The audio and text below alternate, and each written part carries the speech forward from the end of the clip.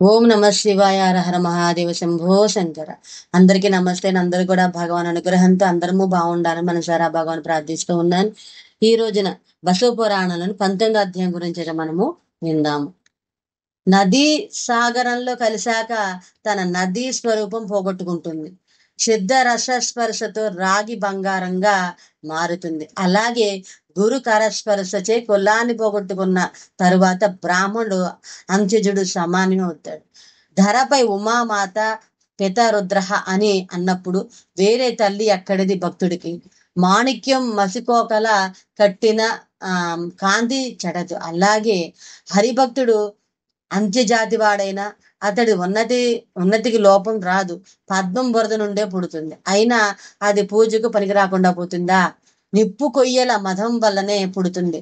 అయినా దాని పవిత్రత తగ్గిందా? అంతేకాదు, వ్యాసుడు బోయవనితకు పుట్టాడు. వశిష్ఠుడు ఊర్వశనేకి పుట్టాడు. మాతంగ మహర్షి మాతంగికి పుట్టాడు. వీరే కదా మహర్షులు.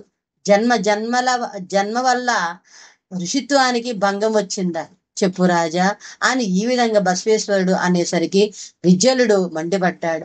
నీవు రాజ్యమంతా చండాలులతో కలిపేశావు, అదేమిటి అని అడిగితే ఏవేవో కట్టు కథలు పురాణాలు చెప్తున్నావు. నీవు ఏం చెప్పినా శివభక్తుల శరీరం కోస్తే పాలు, ఇతరులను కోస్తే నీరు రాదు. అందరిలోని రక్తమే సమానం, అందరిలోని రక్తము సమానమే అని బిజ్జలుడు ఇంకేదో అనుతూ ఉండగా, ఎన్నటికీ సమానం కాదు రాజా. భక్తుణ్ణి చిదిమితే పాలే కారుతాయి, మామూలు మనుషులే రక్తం కారదు అన్నాడు బాసవుడు.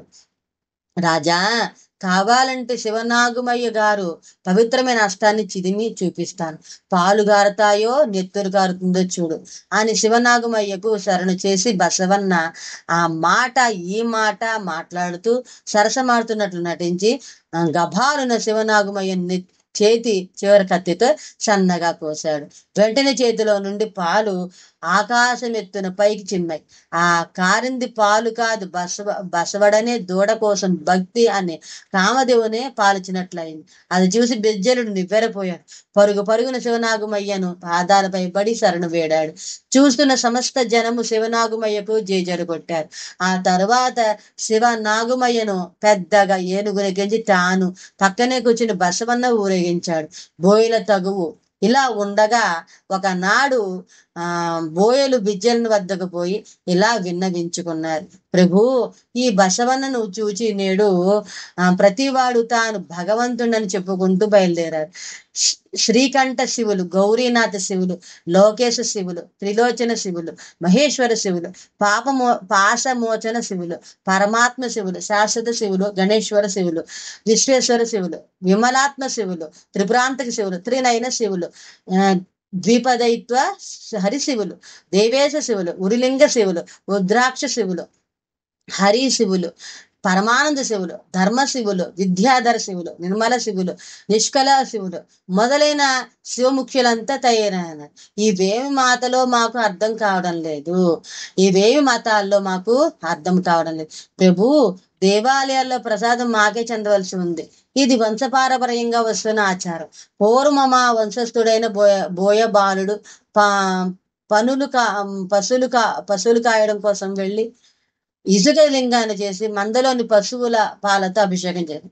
అది చూసి ఆ బాలుడు తండ్రి పాలని నేలపాలు చేశావా అని క్రోధంతో ఆ ఇసుక లింగాన్ని కాలుతో తన్నాడు. వెంటనే బాలుడు తండ్రి అని కూడా గౌరవించకుండా శివద్రోహం చేసిన ఆ 2 కాళ్లను నరికి వేసి శివుని మెప్పించాడు. ఆ 2 కాళ్లను నరికి వేసి శివుని మెప్పించాడు.